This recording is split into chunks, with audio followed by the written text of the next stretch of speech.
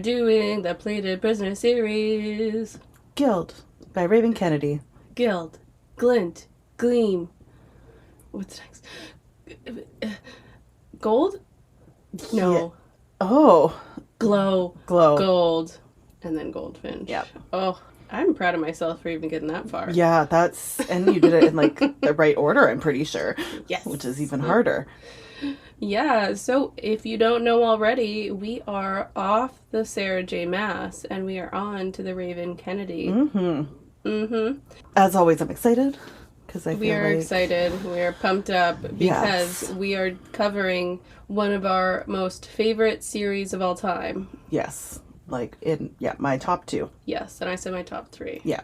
And the sixth book of the series comes out at the end of September, which is sort of why last minute we decided, okay, let's try and do our Plated Prisoner series reread now, so that we can talk about the sixth book, Goldfinch. And then after that, we will get back to our Sarah J. Maas. We will get back to A Court of Winged Ruin and A Court of Frost and Starlight, and we will continue. Well, I'll get back into it, but I am excited to, I've loved just rereading these and trying to slow down on the reread. That's been incredibly difficult because I read too much ahead, and now some things are melding together, and it's been really hard, prepping for this and going, okay, was that the first book or the second book or the third book? Yes. Because even rereading it, I was like, oh, I didn't realize that happened in the second one, or... Yeah, that's really difficult with a series like this. And one of the reasons why, I guess this doesn't make it why I like this series, but I think one of the unique things in terms of my experience reading this series is that I almost stopped reading it. Right, yes, you had said that. I almost DNF'd it. Now looking back, I think it was, this series is just written different than I think other series that I've read. And it's not that it was bad, it was just more, for me, I think, especially the first book, it's not a happy book. It's a lot. Yeah. There's not the highs and lows that maybe I'm used to or I need in other books, because I'm like, reading is for fun, and even though books that have layers with trauma or really difficult relationship issues or just world issues, all of that are wonderful to have in a book and to be woven into stories and all of that. Sometimes I just need a break from that stuff and I need more highs, and so I just found that the first book didn't have as much of those highs, but at the same time, as I got farther on in the series, I was like, no, it needed to happen that way. Yeah, I think to really understand Oren, and I mean, she does have a great comedic personality. True. Which I found there were funny parts in it. Yeah. But for the most part, with the first one, it is kind of very... That's probably what kept me going, too. Yeah, because I was like, I want to be friends with you. I didn't feel that at first. Maybe it was, I think more in book 2 I felt that way, and why it got better and better for me is because it took me a while to connect with her. But I got there, and by the end of book 2, it was one of those series where you're obsessed with it and you neglect your entire life. Yeah. And I need to pick up this book, and even if I could read a few pages, I'm going to stay up in the wee hours of the morning, and I need to finish this series, and the series just kept getting better and better and better. Yeah. And I thought I would actually feel that way about a lot more series, reading way more, but I really haven't. I think because you had been reading before me, you hit a bunch in a row. We had a lot of luck, I think. Yeah, where I was just constant. And I think, for a while now I haven't really had that, even though they're books I enjoy, but not where I'm obsessed. Yeah. Where I can't put it down. But I feel with this one, it did take me probably halfway through to get into it. But the first part, I was like, what are you talking about? I was like, I'm sad. Yeah, do I like this? Yeah. Then at the same time, it was so relatable in so many ways, but it did kind of just bring you to that. It's hard. Dark place when you can just seeing what she's going through, or relating to certain points of it, but yeah. You're lucky that you had me to say, keep going. I am. Keep going. I don't think I've ever DNF'd a book, though I would have kept going. Okay, we're going to talk about that in our next episode. Okay. Because I have a lot to say about that topic. Yes, you do. The other thing that we should add is if you are reading the Plated Prisoner series and you're not finished it, we aren't, like we usually do, we aren't going to talk about the plot or anything that happens in the next book. Yes. We're strictly going to be talking today about Gild. We're not good, even though we've read the whole series, or what is out currently, we're not going to talk about what happens later, so we're not going to spoil you if you haven't read Glint and Gleam and all of that. Yeah. So we're strictly sticking to what we're doing the progression as normal. I wanted to add, like, one of the reasons why I really like this series too is I find that it's really strong in multiple arenas. Like, there's books that I've read where it's like, okay, the romance story is what got me, and I really love it, but like the world building is maybe weak, or something else. I find that Raven Kennedy's books in this series, there's the characters have depth, they have relationships, like friendships, and then you have the romance. Yes. And then you have Oren's journey, which is like a sort of internal personal journey. So you have that sort of self-discovery storyline, as well as all those character relationships. Then you have just this world that feels very small in this first book, but will expand more and more as the books go on. So it isn't just Highbell. No, you and learn her about story the different kingdoms and we get to see the politics in all of the kingdoms. We get to see all of this like strong history of like the Fae. We get to see so much. She's able to like explore so much in like so many characters, so many different themes throughout the book, but it doesn't feel like repetitive or I don't get lost, and did a really, really good job. I really just like how she writes the female characters. Yes. In these books, like all of them, they're all different, but like in the same lot of ways, but just the different things she explores from like the female perspective and a female being in the world.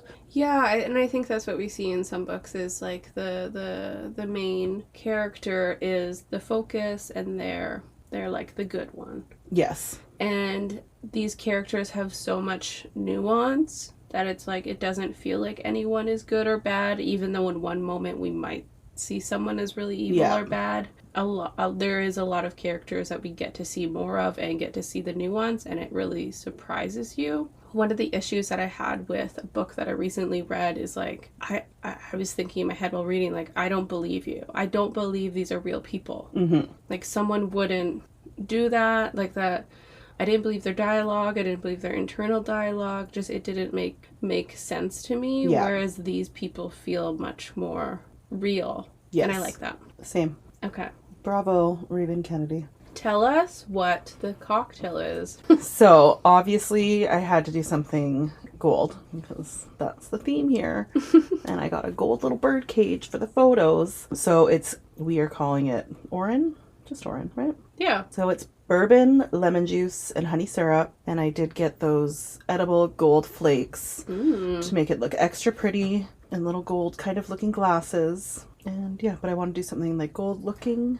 It's kind of gold looking, a little yellow, but I think Oren would like it, even though she likes wine, but that's probably because Midas didn't give her a variety of cocktail options. She should have had a bar card in there. Yeah. Making different ones. She could have been a mixologist. Okay, let's try this. Okay. Cheers. Cheers. Oh, there's too much bourbon in there. It's very bourbon-y today. I added an extra splash. That's probably, I didn't think it was going to make that much of a difference. I don't mind it. It could be a tad cooler. Okay. Like, disclosure, this is the second time Jamie's making this, so I am not basing it off the one that you just made right now. You made it before. Yeah. I'm going based off that, because today you didn't have enough honey, first of all. No, I did not. So, based off the first time that you had made it, and you had made it all fancy and stuff. Yeah, I liked that one more. I thoroughly enjoyed it. It was very good. Again, those, like, simple ingredients, but they make a difference. Yeah, it was nice. It was, you get the sweetness of the honey, you get the sourness of the lemon, and you get a hit of bourbon. Yeah. And you could taste the bourbon, but just enough. Yeah, I really liked that first one so much better. I know. I'm not judging you off this one. No. I'm going to give you a pass. I'm going to go off first try. Thank you. You're welcome. Yeah, it was much better the other one. I did enjoy it. I would recommend this though. Yeah. Like if you're looking to try something, this is a good one, I think. And even if you don't think you'll be into bourbon, you surprise yourself. You will. Trust me, you will. Yeah. It's not like bourbon. You like bourbon. Try bourbon. Okay, so my rating that I gave you for it, what did I give you, an 8? I think, yeah. I was 7.5. Yeah. Yeah, it's good. Highly recommend, and it's easy. Easy peasy. That's what we like. But I think that's the fun of cocktail making too, is like sometimes I like making the complicated ones or like the weird ones, but then once in a while you're just like, just give me something simple here. 3 ingredients, that's it. Well, you did have to make the syrup, the honey syrup. That's true. Yeah, so there was some effort. Yeah, a little bit in there. Okay, let's get into this book because we're doing the whole book. Yes. The whole book. Woo!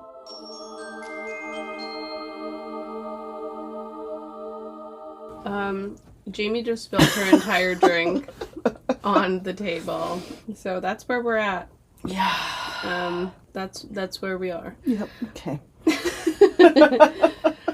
So, Gild. Okay, so the book description. The Fae abandon this world to us, and the ones with power rule. Gold. Gold floors, gold walls, gold furniture, gold clothes. In Highbell, in the castle built into the frozen mountains, everything is made of gold. Even me. King Midas rescued me, dug me out of the slums, and placed me on a pedestal. I'm called his precious, his favored. I'm the woman he gold touched to show everyone that I belong to him, to show how powerful he is. He gave me protection, and I gave him my heart. And even though I don't leave the confines of the palace, I'm safe. Till war comes to the kingdom and a deal is struck. Suddenly my trust is broken, my love is challenged, and I realize that everything I thought I knew about Midas might be wrong. Because these bars I'm kept in, no matter how gilded, are still just a cage. But the monsters on the other side might make me wish I'd never left. Ooh.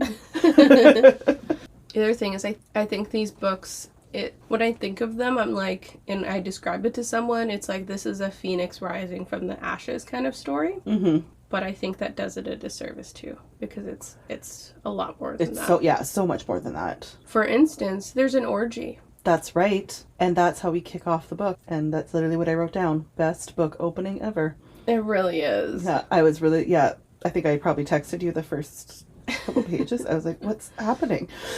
Yeah, when I read that, I was like, is this the book for me? Okay. No, I'll go with it. I think when I looked, I was like, did I start at the right chapter? Like, how are we here already? Yeah, it's kind of like shocking, but great. I do like, and we'll kind of see it with her other book, like the tribute part, which I think I mentioned before, that I like that she does. It's obviously different for each one. Oh. And it kind of changes to like story as we go. So like this one's to the ones who try but can't see the stars, keep looking up. And then the next one, I'll say the next one. But I loved always being able to see what she put there for it as it kind of went with Oren's journey. But back to the saddles and the orgy.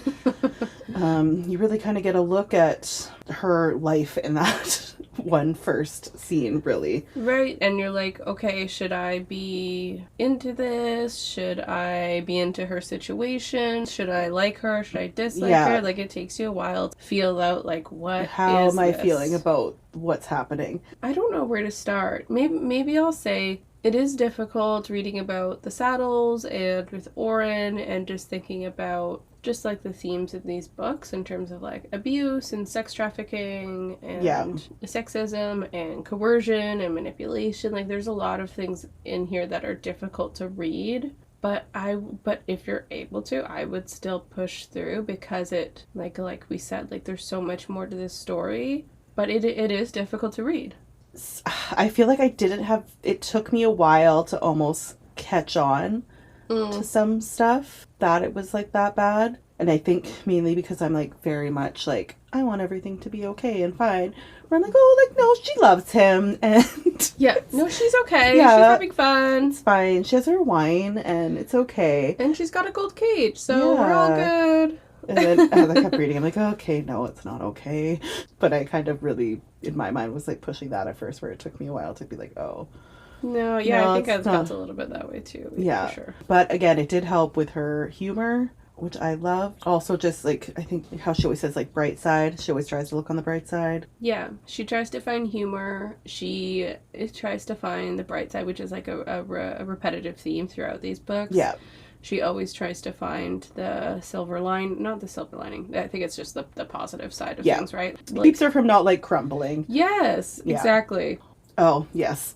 One should never decide something as serious as bangs when they have a bottle of wine in their stomachs. And Raven Kennedy posted that was one of the most highlighted things from all the books. Because it's relatable. It really is. It is. Orin gets it. Yeah. She just wants to play a drinking game. Yes. With Digby, which I loved. That was another thing. That was cute. Yes. She also says, I'm ridiculously fun. You kind of have to be when the only person you hang out with is you. I wouldn't want to bore myself. Just making the best of it, girl. Yeah. Good job. I enjoy her outlook and commentary. She's really fun, but she is still in a cage. Yeah. Which I kind of like her evolving relationship with the cage. Because obviously there's this, like we learn that she feels safe there. She's been there for a long time. So there is this, I don't know, it feels protective, but that gets old after a while. When you can't go outside or you can't. Yeah. There's so many things. I also do like how she very much would take everything in, like mentioning how much men will say in front of things they only view as a possession. She started really paying attention to like their discussions, and especially I think after Midas said like leave the men to speak or something. She's just like very aware of her surroundings, and I think still just being like stuck in a cage is able to put a lot of things together. So you kind of just see like the intelligence. I mean, there. all she has is time. That's true. And she has access to the library, so she reads a lot. But yeah, you do get the sense that she's a lot smarter than what other people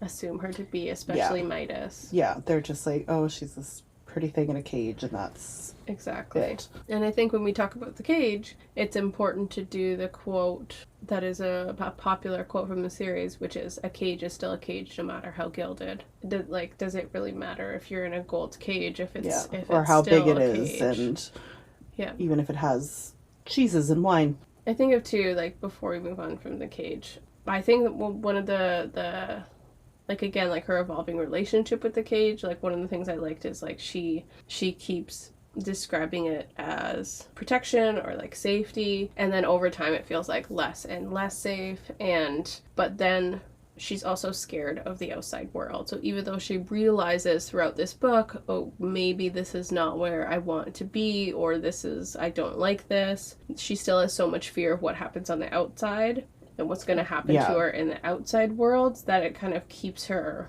stuck there and trying to convince herself to be grateful that she needs to stay there, and that she almost like not berating herself but talking down to herself, like, you should just be grateful, like this is good, rather than like listening to her gut, which like, and we do learn like she had a hard time obviously out in the world before, so like I get that fear. Yeah, and we get like a little bit of her and Midas at the end of the book about him rescuing her, so we get a little bit more context about why she feels so like trustful of him, or like why she's in that mindset. We get to understand that more, which I think obviously makes us more like a lot more empathetic towards her and like a more understanding. Yeah, because I feel through like a lot of it, it's like, what are you doing? Yeah. Get out of there. Let's talk. I don't know. Do you want to talk about Midas? Or no. Let's talk about her gold and her ribbons. Yes, that's one of my favorite parts about her. The ribbons? Yes, I love them. They, I think, really become like their own character. They do. They have a little bit of personality. Yeah. But so they are ribbons attached to her back, and they each can like move on their own. I don't know, it's just really cool. They can like do her hair. Yeah. I want some. Right? But she hides them, so she like wraps them around her body, uses them to look like it's part of the dress. But yeah, like when I was first reading it, I was like, what? Because saying, oh, my ribbons like braided my hair and did all this. I was like, oh, it's really different. Well, and I think Raven Kennedy doesn't explicitly say those things to you, which I like about an author, because sometimes people can be like too explicit where it's like you're treating us like we're dummies. Yeah. Like we truly had to figure out like, okay, ribbons, and you just had to like get the context clues and then like figure it out. Yeah, and then could really just visualize and understand it. Her ribbons are so cool though. Right? I love it. And as the book goes on, we see like other people don't know about them. Yes. And so we see when she's fighting with Miss, like on the boat, yes. They come out, so then all the saddles see them, and then she's using, her ribbons to rescue Sail. Mm-hmm. So she's bringing them out and starting to show people, which is probably risky, but it's interesting how she kept them hidden for so long. And like they could do so much, like they're a weapon, not just her hairdresser. And then the gold. I think that's a really interesting part of the story, because obviously this book is a twist on the King Midas tale. Yes. Where King Midas touches, like makes gold, has gold touch. But then we have Oren in the story who is gold. Yeah. Her whole body is gold. Except for her eyes and her mouth. Right. So we know that we kind of have a twist of things later. I mean, not only that she's gold, that's a twist, but then also she gold touches the captain of the ship or whatever. The gross captain of the Red Raids. Yeah, so then that happens, and so then we go, oh, and I love, let me find my line. They're obviously in an awful situation with the Red Raids captain, and then all of a sudden, Oren said, well, thanks, but even with such weak daylight, I feel better. Like I always said, I'm a bright side kind of girl. Then, turns him into gold. And then she says, because I just turned that motherfucker into solid gold. Woo! Yeah. Just love that part. Makes me so happy. Yeah, the motherfucker. That's right. You deserved it. But we don't get any more context, so then we have to wait for Glint. Yeah, but it was, I remember, reading that, and I was just like, what? How did you do that? Like, what's happening? I love that twist. Yeah, it was totally not. Yep. I feel like that almost probably had me, like, the part where I was, like, completely hooked. Even though it was later, but where I was like, oh, okay. Well, and it's not a typical story, right? Because then we get these tidbits of like, okay, now I want to know more about this gold. Now I want to know more about these ribbons. Now I want to know more about the origins of this cage and Midas. There's so much more to the story. You realize by the end of the first book. Castle, it was like, oh, okay. That was a significant event. I think I wrote it down here. Like that was one of my favorite scenes, I think, when she did eventually come out of the castle and they start traveling, because we learn that it had been 10 years since she stepped outside. Yes. Right? And she's insane. She's always trying to look out the windows, but they're always covered in blizzard and snow. And she said, but I swear for one fleeting second I see a glimpse of a star winking at me. And then she winks back. Like, she's just so happy to be outside. Yeah. Fresh air. And she says, the second I stepped foot outside Highbell Castle, something changed. Like a plug pulled out of a drain. A decade's worth of water that's engulfed me completely, began to lower. Gone was the strain of holding my head above it. There was no sucking in breaths, counting them, reminding myself I had air, and the crushing flood wouldn't suffocate me as I treaded water. It's like this... It's like you've been living a certain way for so long. It's just like, okay, this is my life. And then you step outside and you're like, oh, I was treading water. Yeah, like all of a sudden you're like, oh. Oh, yeah. And now I was not okay in there. Yeah. Yeah. Good part. And then I think that also leads up to when she meets Sail. Right. And she's like, she's enjoying herself. Like, she's riding a horse. She doesn't care if she's sore. She just wants to be outdoors. Oh, I love that. She makes a friend.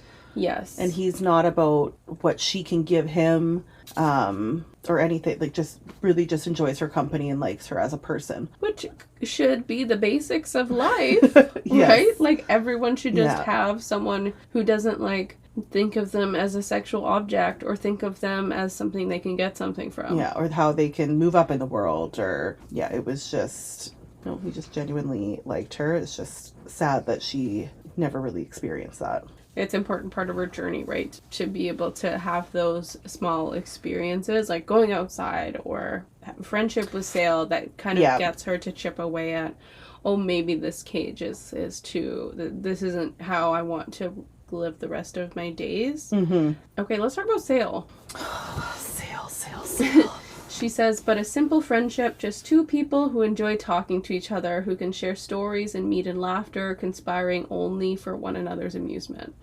Just simple stuff. Yep. And I think they do also end up relating, when they talk more, finding out that they kind of came from the slums. Yeah. Didn't have much growing up. I think kind of once they figure that out, they connect them more. When she jumps out to give the kids money, that kind of drew him to her a bit more, being like, you're not just this pretty thing in a castle that everyone has made you out to be. And yeah, exactly. I also just really loved that part where she did that. It's one of my favorite Oren moments. I mean, she knows what it's like, right? Yeah, and that she's just, and she doesn't even like think, she just like grabs what she has, goes and gives money to the kids. She says, take one, hide one, give one away to the last kid. I loved that like little moment there. One of the quotes that made me love Sale also, he says, the saddles in this city are probably tougher than the whole of the army for all they have to put up with. How wonderful is that? Right? Thank God you realize that, Sale. Right? Oh. I also just love his name. It's a great name. Yeah. Are you going to name a cat after Maybe, if I ever get a cat one day. And then when he dies, it sucks. It's so heart-wrenching. Yeah. Because you know it's coming and you hope so badly that it's not coming. You're like, I see it, but nope, backtrack, Raven. It's gonna change. It's gonna change. He's gonna be okay. Everybody's fine. No, this is fine. It's fine. He just keeps telling her it's okay. Feels like he's failed her. Right. And even though he's like dying, still like holding her eye contact to make sure like that she's okay. Oh, he's the best. He's the best. Yeah. Yeah. Okay, that was such a horrible scene. Yeah. I feel sick. And Digby is the other one that has been, she doesn't know where he goes, right? But he's been sort of a constant guard her for entire life, not her entire life, but since she's been in the cage. 10 years. Yeah.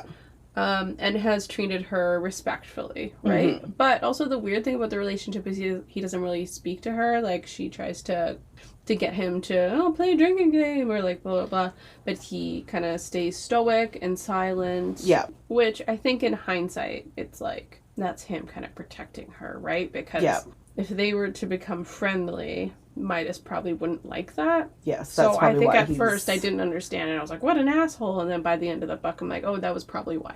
Yeah, because anyone else getting too close to her, saying like anything, Midas does not like that. But then we, even Sale sticks up for him, right? There's I forget what's said, but. I think where she says, but him getting stuck with being on duty with her, and he says, no, he asked to be. Yeah. And I think that kind of surprises her.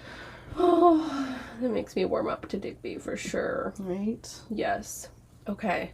I hate with King Falk, after all that. Oh, this is a debate of ours. And I say King Falky. Oh, right. I say King Falk. So I've just decided that during this series, I'm just going to say it how I want to say it, and you could say it how you want to say it, and I don't really give a shit because I'm not going to listen to the audiobook. I like reading the physical copies, so we're just never going to know. Okay, but I did look it up, and I was right. I'm just saying. Damn it, Jamie! I was just about to say let's look at it at the end. Okay, well, stop it. I did it with Falk and with Rissa, because you say Risa. Did you look it up? Yeah, but that's the internet. Maybe Raven Kennedy says it different. Okay.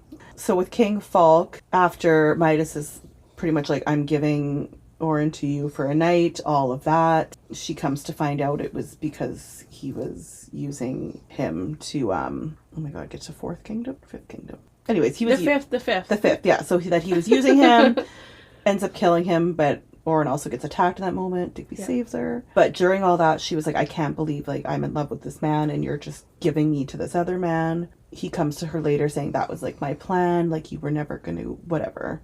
And I just wrote down eye roll. But then after that, he was just like I did it for you. And I think you had a quote for it, and I hate it. It's something like a treacherous tear falls from her eye. Yeah, it's after that and they're having sex. Yeah. Yeah. And she thinks he takes and takes and I give it all. She lies down with a sigh. and a soft smile after, but a tear comes down that tells a different story. And I was thinking, like, reading that, it reminds me of those times where you cry and you're like, why am I crying so hard? Like, I don't understand. Yeah. But it's like your body is screaming something at you. Yeah. That you're not really ready to face or ready to listen to. Yeah. And so even though she had this experience with King Fulke and she was really mad at Midas, she's still so much in denial about how she truly feels about it. So it's like almost like she's mad at him situationally, but she hasn't come to terms that she is the cracks in how she sees Midas is actually changing. Well, and I think also just being in such obviously a vulnerable situation after that happened and then having sex. Yeah. You really are like in a vulnerable state, and he was also supposed to be comforting her, and it just became about him. Right. That's a really important point, especially when she says, I give it all, that like this comforting thing, which like after you had a hard time, maybe sex could be a comforting thing. It's just that she's not used to sex being about her. Yeah, it's about giving to him, so it's not really. No, it's not a comforting. No. Thing, and I think probably also realizing now it probably made her happy before because she was making him happy, and that's really what she was. Yeah. Just kind of, what is it called? Focused on. Yeah. But now she's had this moment where she's been really traumatized and upset and realizing, oh, okay, I'm still giving. Yeah. And you're lying to me. She just kind of starts to see. Yeah, what is this? She starts to let herself look at it a little bit differently over time. Mm-hmm. Little by little, but not much right now. But no. Just a little bit. It's sneaking in there, though. Okay, well, since we're talking about this too, I do want to add just the repetitiveness of the theme of cracks. Like the cracks in her foundation of how she views Midas and her relationship and her story. Mm-hmm. So one of the quotes that I have is when she's in the throne room sitting on Fulke's lap, and then Midas doesn't step in for her when she's clearly having a hard time. Right, yes. And she says, and there in the corner of a 10-year-long foundation of reliance and trust, a break appears. Like a shallow, jagged chip knocked into glass, a tiny fissure like spider silk spreads up an inch. That's where it starts, and then we see it more and more. Yes. And then as she leaves the castle, she starts rebelling a little bit, and it starts to happen. And as we're talking about King Fulke too, I really liked the King Fulke betrayal death. It was surprising. Oh, you were going to say I really liked him.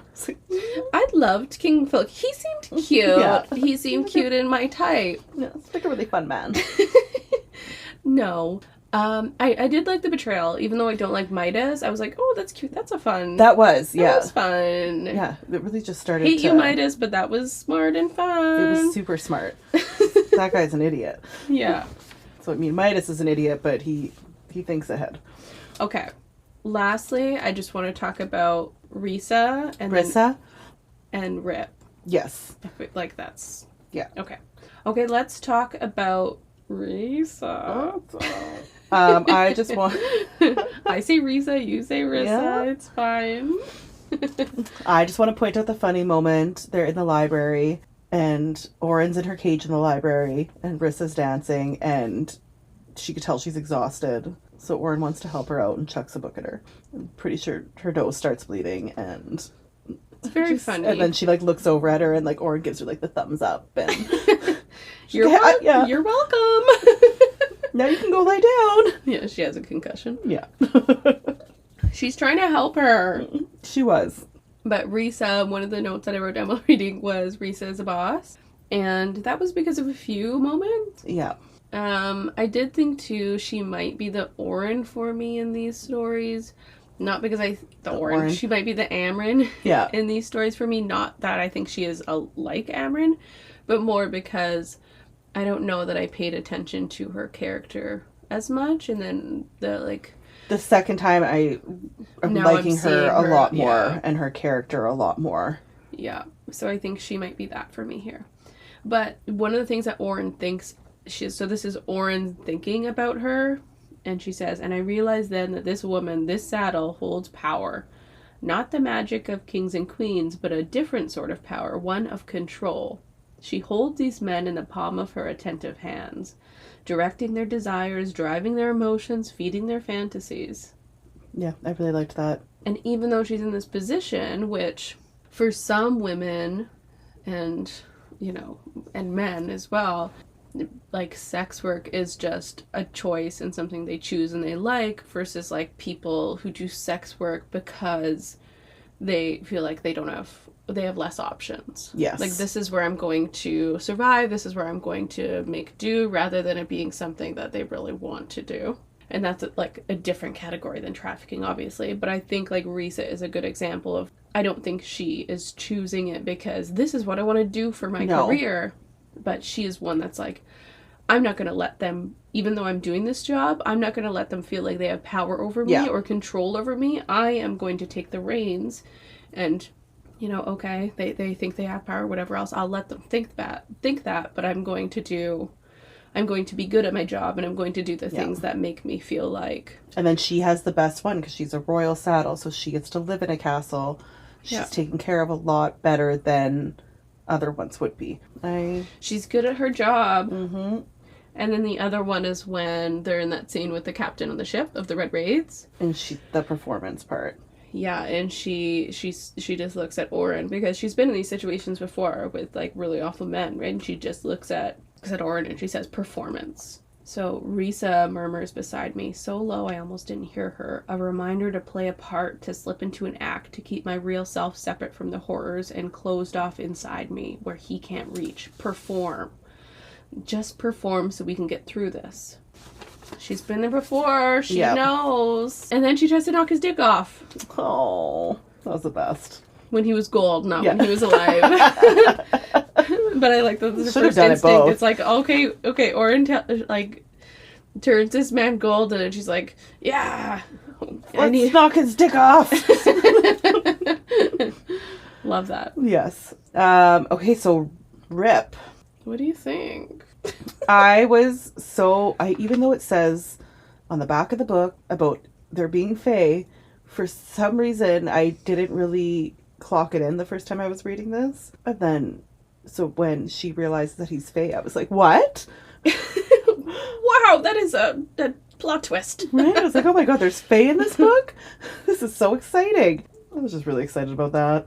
So yeah, we know that. You know what, there's fae, and Oren recognizes him as fae.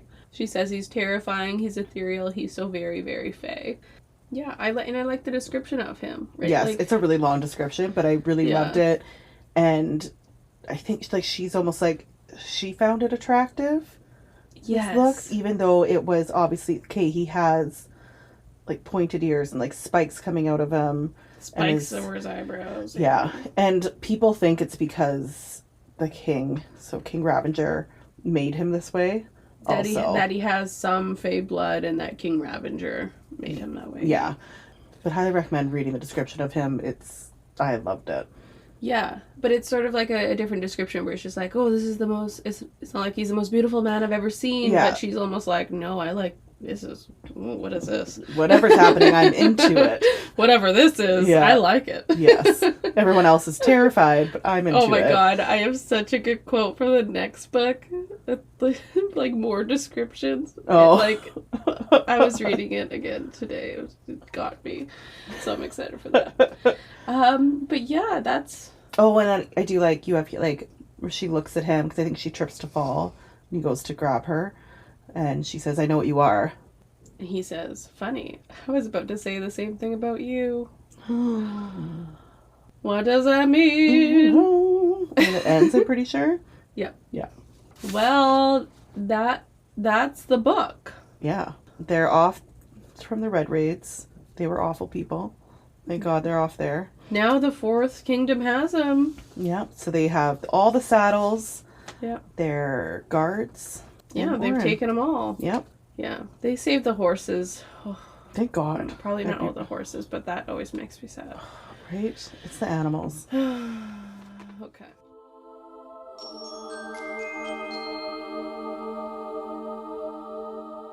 Casting Call.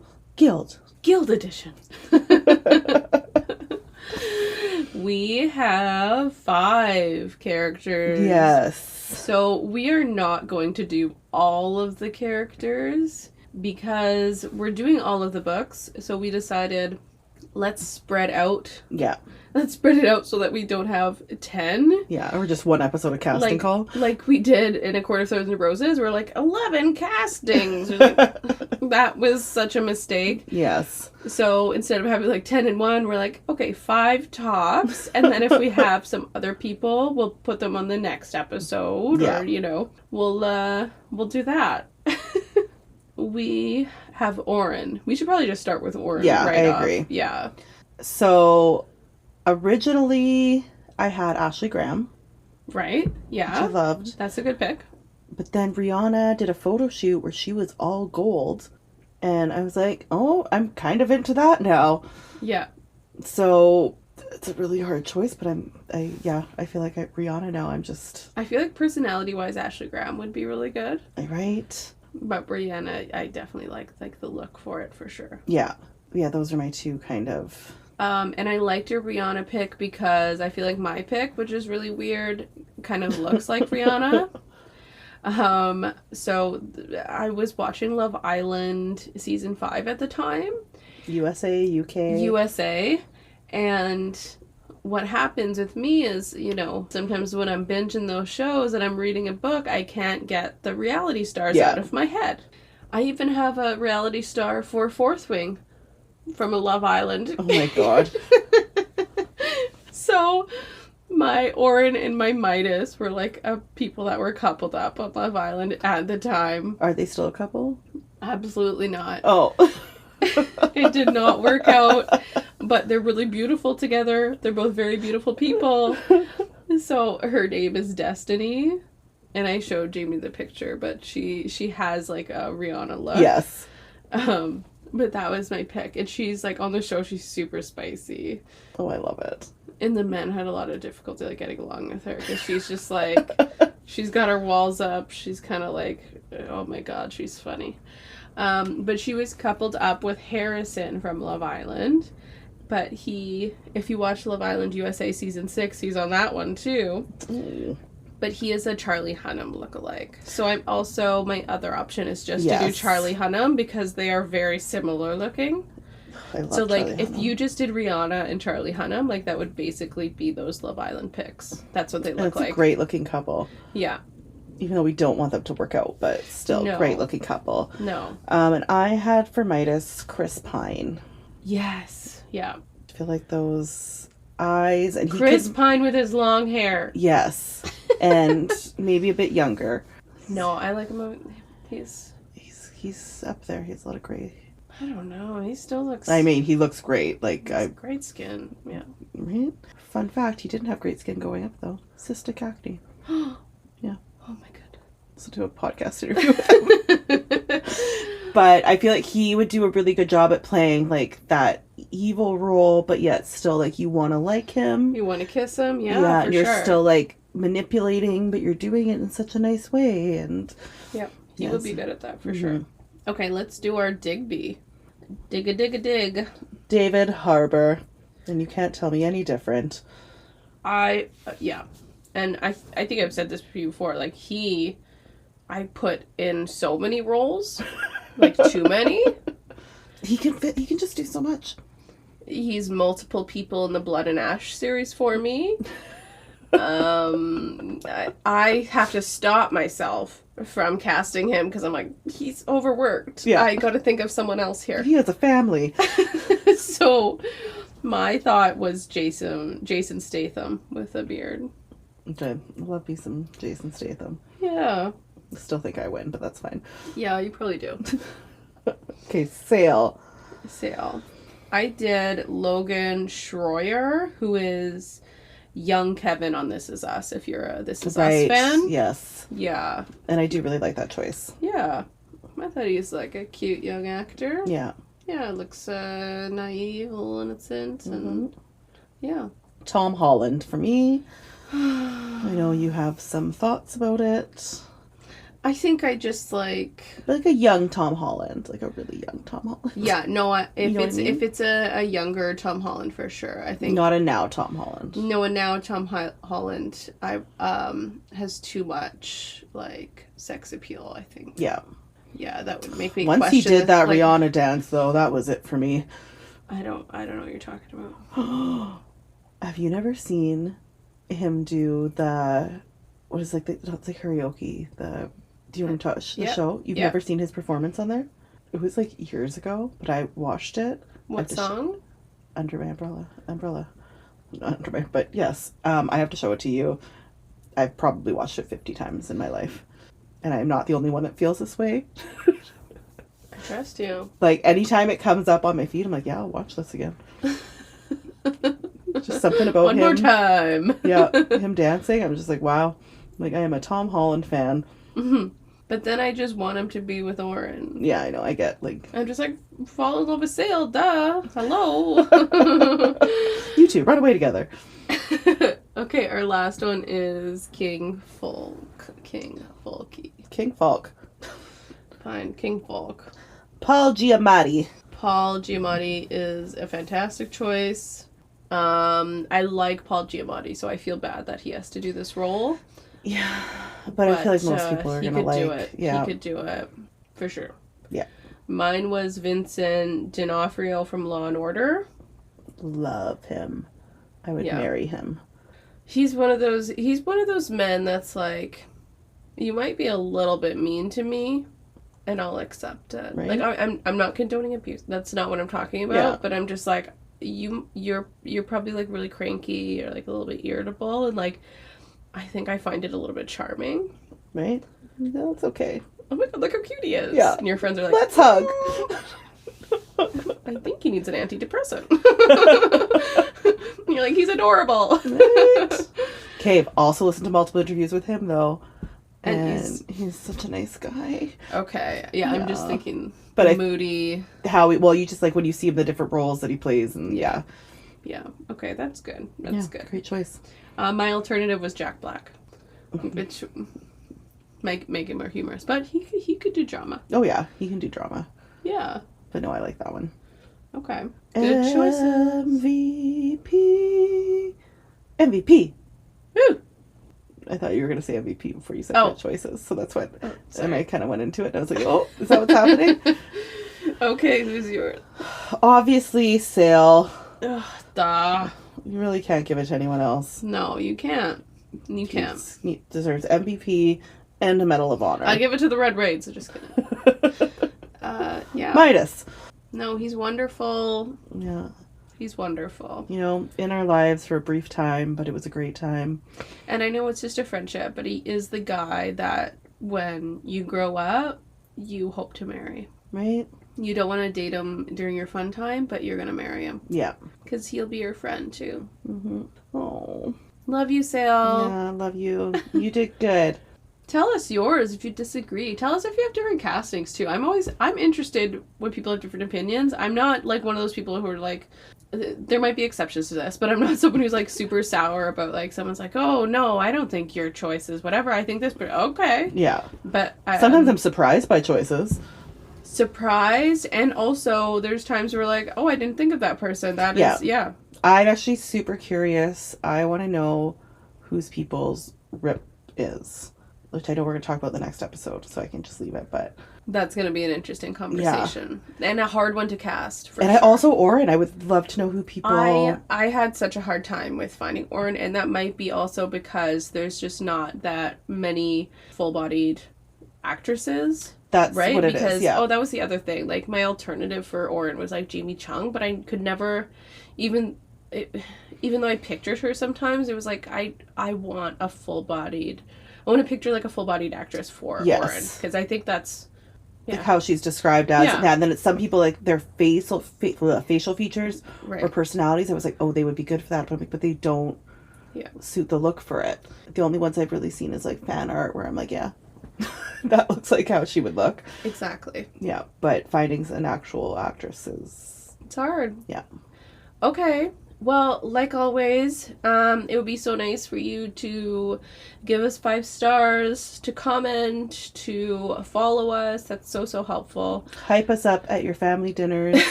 Yes, that is the place, definitely. Moms love podcasts about books and uncles. Mm-hmm.